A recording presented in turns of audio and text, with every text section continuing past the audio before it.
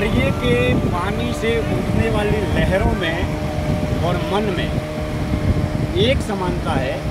जिस तरीके से दरिए के पानी में लहरें उठती है, ठीक उसी तरीके से व्यक्ति के मन के भीतर विचार, विकार और अहंकार का जन्म होता है। यानी कि जिस तरीके से दरिए के पानी से ही लहरों का जन्म होता है और जिन लहरों का जन्म होता है वह लहरें दरिए के पानी से ही जन्म लेती है, दरिए के पानी में ही वह जीवन जीती है और अंत में दरिए के पानी में ही उनका समायोजन या समावेश हो जाता है या समापन हो जाता है। ठीक उसी तरीके से मन के विचार कर्म से, दृश्य से, घटना से, पंच ज्ञान इंद्रियों से जन्म लेते हैं।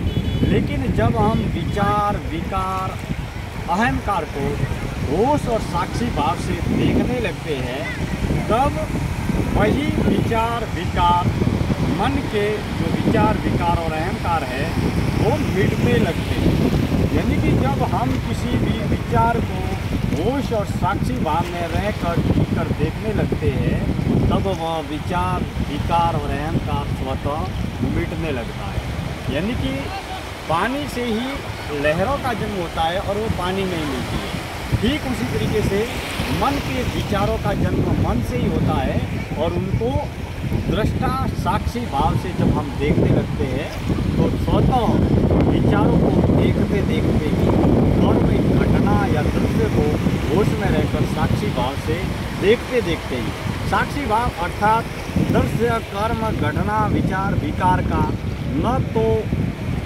विद्रोह करना है, न उसे स्वीकार करना है, न उसे अस्वीकार करना है, न उसके साथ में किसी भी प्रकार का कर्ता या भोक्ता बनना है और न ही उसका विद्रोह करना है।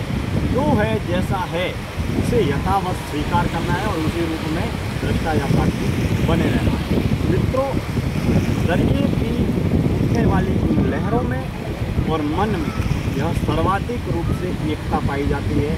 हम जब दरिए को देखते हैं, एक लहर आई, दूसरी लहर आई, तीसरी लहर आई, पानी से लहर का जन्म हो रहा है और पानी नहीं मिल रही है। ठीक उसी तरीके से इन दरिए की लहरों को जो जन्म दे रहा है वह बहती हुई हवा जन्म देगी। तो ठीक उसी तरीके से हमारे मन के विचारों और विकारों की जो प्रेरक शक्ति है वह है पंच ज्ञान इंद्रियाँ।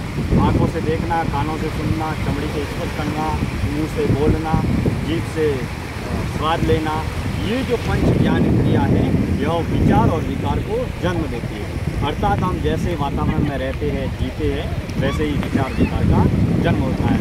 मित्रों, महानगर मुंबई के इस दरिए के किनारे से आज की इस जीवन दर्शन यात्रा का समापन करता हूँ। धन्यवाद। बहुत बहुत